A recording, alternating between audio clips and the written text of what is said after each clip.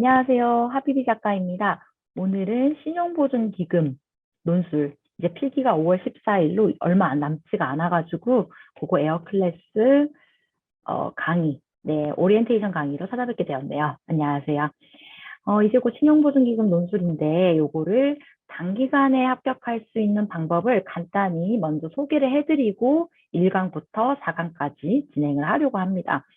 어떻게 단기간에 공부를 해서 합격을 할 수 있을까?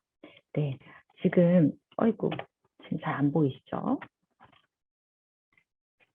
신용보증 기금이 5월 14일 시험인데, 필기, 전공 필기가 경영, 경제, 하나가 법학, 이렇게 들어가고, 그 다음에 요거에서 4배수를 거쳐야지 논술로 들어갑니다. 논술은 한 문제가 논술이고 약술이 두 문제로 구성이 되어 있습니다. 그죠? 여기에서 지금 전공 공부랑 그리고 플러스로 해서 NCS까지 공부하는 게 너무 힘이 들고 벅차실 텐데 어떻게 논술까지 준비하냐.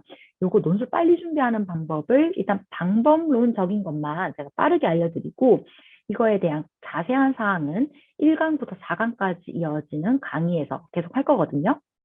한번 설명을 드려보겠습니다. 일단 여기 네 가지, 또 네 가지 요령만 알고 계셔도 웬만한 공공기관 논술은 모두 커버할 수가 있어요.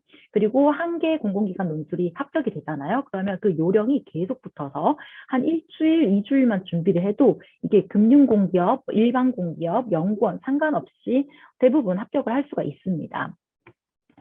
자, 그럼 스텝 볼게요. 논술 문제의 의도를 먼저 파악하는 거. 그러니까 문제를 소홀하게 보면 안 되고요. 문제의 의도가 무엇인지, 그러니까 문제가 원하는 답이 무엇인지를 파악을 해야 됩니다. 이걸 좀 이따 간단하게 보여드릴게요. 그 다음에 답안지에 답안 공식을 파악한다라고 되어 있죠. 이것도 뒤에 가서 살짝 나올 건데 답안 공식이라고 하면은 논술 문제에 대해서 답안 공식은 항상 서론, 본론, 결론, 이거는 기본 틀로 들어가는 거겠죠. 서론이랑 결론, 본론 각각에 무엇을 적어야 되는지도 제가 알려드릴 텐데 그거는 뭐 후차 그 강의에서 들어보시도록 하시고 본론에서 제일 중요한 게 있어요. 그게 뭐냐면은 문제에 대한 배경 지식을 물어요. 배경을 내가 알고 있는지 이런 거 한두 줄 적는 거 중요하고 그리고 이 문제에 대한 사회적인 경제적인 영향이 들어가야 됩니다. 그 다음에 이제 이 영향으로 인한 뭐 중소기업의 애로사항이라든지 아니면 다른 사회 각계층의 애로사항이 있다면 애로사항을 작성을 해주시고요. 또는 여기에 대한 해결 방안을 묻거나 또는 이 문제에 대한 문제점을 묻습니다. 이런 구체적인 사안들에 대해서 다 답변을 해주시면 되겠습니다. 요거는 또 논술이 유형이 여러 가지가 있잖아요. 지금 신용보증기금은 경제논술, 금융논술 조금 들어가고 그리고 때로는 직무논술이 나옵니다. 경제논술이냐 금융논술이냐 직무논술이냐에 따라서 이 그 공식이 답변 공식이 조금씩은 달라져요. 네, 요거는 뭐 그렇게 어려운 건 아니니까 저를 잘 따라오시면 될 것 같고요.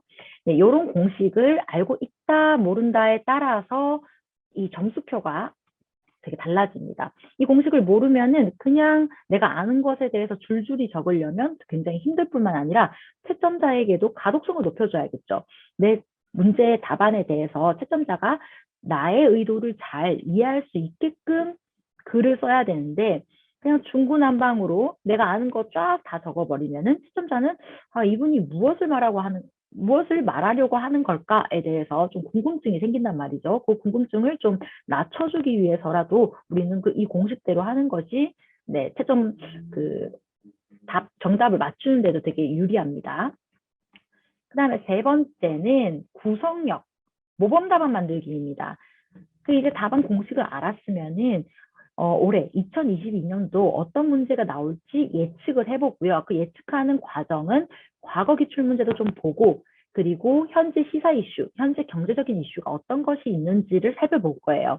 플러스 이제 신보가 주력하고 있는 사업들이 있겠죠. 올해 뭐 어떤 물가 상승이라든지 여러 가지 이슈로 인해서 인플레이션 물가 상승, 네, 이런 걸로 인해서 핫한 이슈들이 있는데 이 이슈들 세 가지를 다 합해서 예상 문제를 파악해 볼 거예요. 그 예상 문제 파악한 뒤에 이 모범 답안을 만들 텐데 모범 답안이 많으면은 너무 불리하겠죠. 왜냐하면 지금 전공 공부도 해야 되는데 모범 답안을 한 10개씩, 20개씩 만들어가지고 이것을 계속 매일 암기하면서 시험장에 갈 수는 없잖아요. 모범 답안을 한 5개에서 7개 정도만 만들어서 여기에서 올 커버 가능한 네, 답안을 만들 수 있도록 어떤 문제이든 대응할 수 있는 답안을 만드는 게 되게 중요하거든요.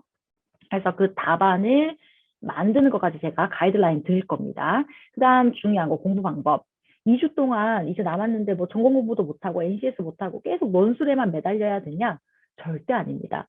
단기에 공부한다고 해서 이것만 몰입하는 것도 아니에요. 네, 쉽죠? 네. 하루에 한 2시간, 3시간만 투자를 하시면 돼요. 그 2시간, 3시간 논술에만 집중하시고 나머지 시간들은 전공이나 NCS에 투입을 해주세요. 그렇게 제가 가이드라인 스케줄링도 다 짜드릴 겁니다. 제가 여기에서 조금 강조하고 싶은 부분은 지금 NCS랑 전공이랑 논술 과목 이렇게 차례대로 치실 건데 NCS랑 전공 같은 경우에는 합격 커트라인이 굉장히 밀도가 있습니다. 거의 대부분 지원자들이 그 합격 커트라인 주변에 있어요. 근데 이 합격 커트라인 벗어나시고요. 4배수에서 3배수 갈 때 논술 점수에서는 엄청나게 차이 나요. 왜냐하면 지금 신보에 대해서 논술 뭐 금융과 뭐 공부했는 대로 쓰지 뭐 이렇게 연습을 좀 덜 하신다든지 조금 논술에 소홀하시고 전공에만 몰입하시는 분들이 굉장히 많아요. 그죠? 많죠? 그래서 논술에서 점수 차이가 많이 나게 됩니다. 이 점수 차이 나는 걸로 합격선까지 끌고 가야겠죠.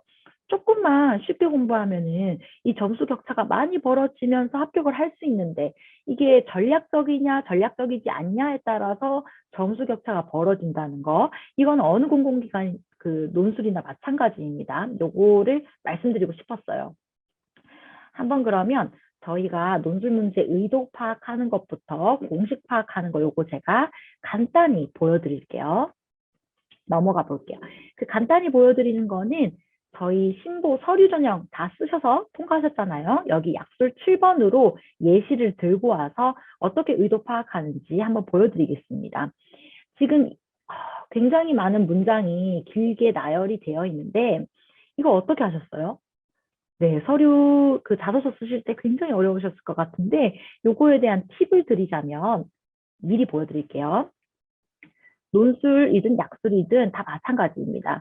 문제가 원하는 답을 알려면은 저희 예전에 고등학교 때 영어 지문 해석할 때 다 뭐 주어, 수로, 목적어 이렇게 끊어서 해석하셨죠. 그것처럼 해석을 하듯이 끊어서 구조화를 만들어 주시는 겁니다.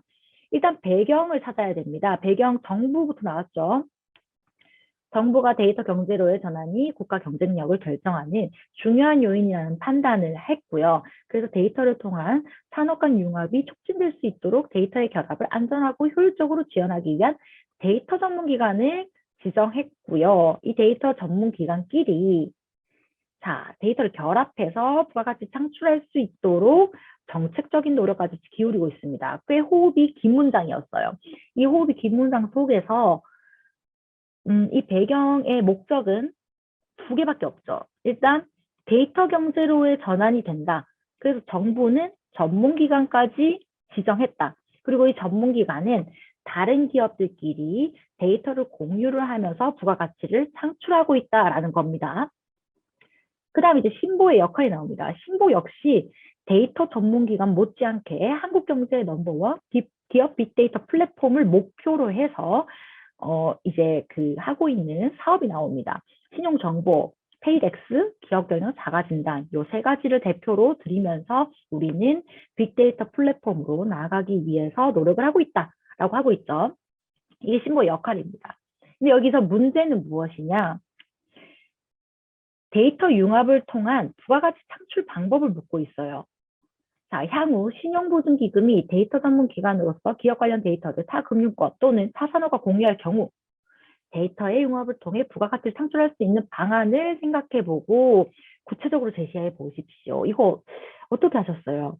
어떻게 서류를 작성하셨을지 궁금한데 이것의 묘안은 신용보증기금의 홈페이지를 열심히 조사하고 신용보증기금의 중장기 경영 전략을 열심히 공부해서 거기에 맞는 빅데이터 플랫폼을 가지고 오는 거. 특히 무엇이랑 연관 지어야 된다?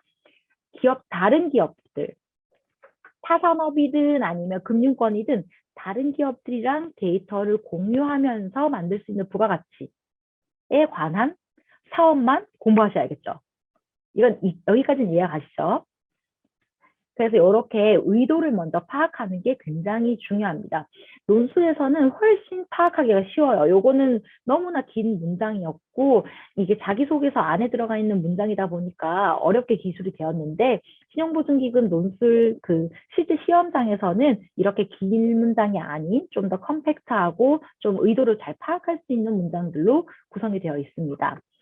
이제 공식을 한번 살짝 볼까요? 네, 공식을 파악한다라고 되어 있는데 대부분은 저는 그 공식을 본론 안에 들어가도록 배치하고 있습니다.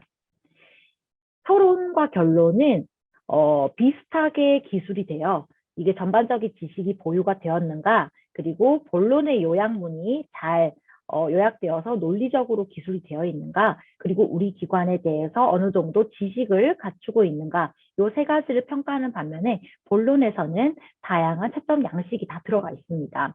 일단 기본적으로는요, 여기 아랫단을 보시면 배경, 개념, 필요성, 그리고 이 논제의 경제 사회적인 영향, 그리고 논제를 해결할 수 있는 방안, 해결 방안, 그리고 이 해결 방안으로 기대할 수 있는 효과까지 이게 다 들어가면 논술의 기본은 충실히 했구나라고 판단을 내리고 점수가 많이 잘 나옵니다.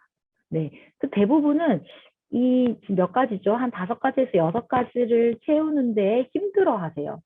이 힘들어하는 거는 정보가 너무 방대하기 때문에 이 정보를 어디다가 넣어야 될지도 모르겠고, 그리고 이 정보를 다 공부하기에는 전공 공부랑 NCS 너무 빠듯하단 말이죠. 그런 어려움이 있는데 이거를 제가 좀 많이 컴팩트하게 정리를 해드릴 거예요.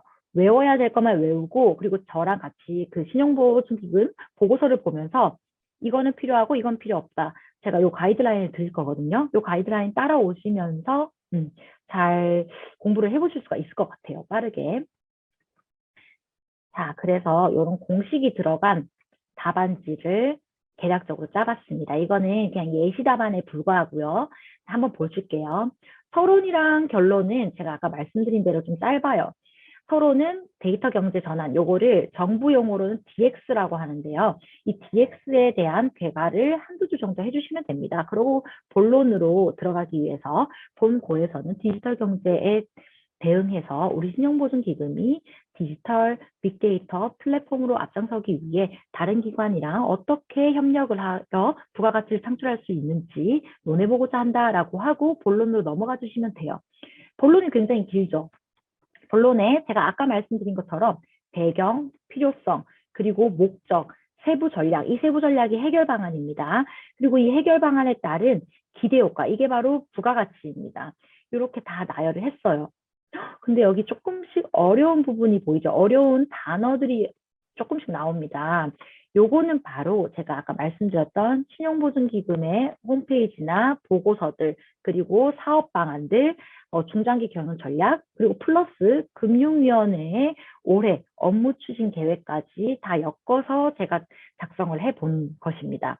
요거에 대해서 한 줄 한 줄 어떻게 따왔는지는 본 강의에서 조금 알려드릴 거고, 이렇게 하면은 논술에 아주 예시 답안으로서 훌륭하다라고 생각해 주시면 될 것 같아요. 근데 신용보증기금은 제가 본 강의에서도 과거 기출문제 조금 읊어드리면서 어떤 식으로 나올지 알려드리는데 경제 논술은 이렇게 기관의 해결 방안이 많이 들어가진 않아요. 경제 이론이 어느 정도 들어가야지 가점을 받을 수가 있거든요.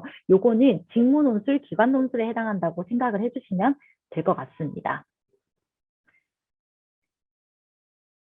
요 강의를 들으면 효과적인 지원자라고 적혀 있는데 뭐 대충 보시고 이건 나한테 맞는 것 같다라고 하면 강의 들어주시면 될 것 같아요.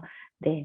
뭐 모두 다 들어주시면 좋겠지만 이게 시간상 어떤 것을 뭐 전공 공부로 좀 부족하다라고 하면 전공 공부에 집중해 주시긴 하셔야겠죠. 그러면 요 오리엔테이션 강의만 들으시고 난 어떻게 준비해야겠다라고 좀 생각을 해주시면 될 것 같아요.